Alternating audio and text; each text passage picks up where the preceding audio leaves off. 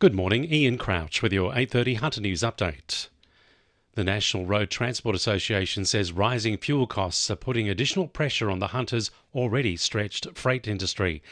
Prices for diesel and petrol have increased as a result of the ongoing conflict in the Middle East, and stockpiling and panic buying have been identified as key drivers of the spikes, as opposed to supply constraints. Association CEO David Duke has told the ABC freight companies are already struggling to keep their heads above water. All of this does is put additional pressure on already sort of rising cost of living. We don't want to see operators go out of business because they bear an unreasonable increase in this fuel cost. Fresh crews are being brought in to relieve weary firefighters battling a bushfire at Oyster Cove.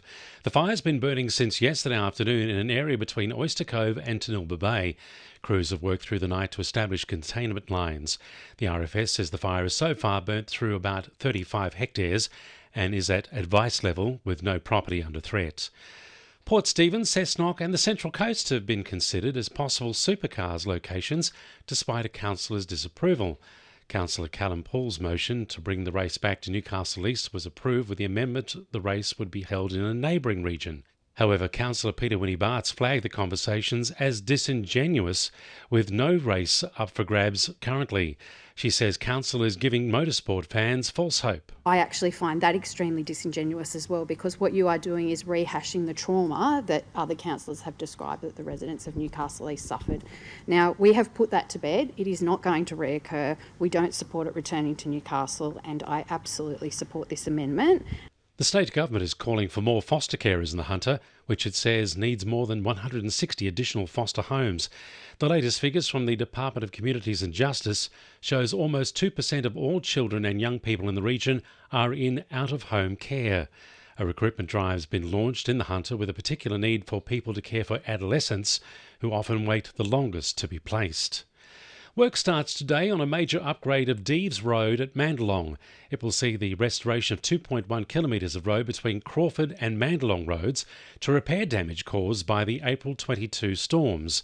The $8.7 million redevelopment has been made possible by disaster recovery funding from the state and federal governments. Work is due to wrap up in April next year.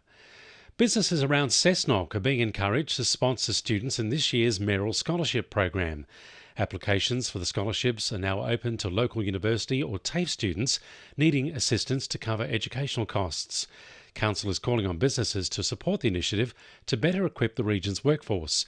Mayor Dan Watton says the long-running program aims to help dedicated students in their studies. So basically to help and assist people in our community look to retrain and retool and really give like a strong start to people in our community looking to advance their career.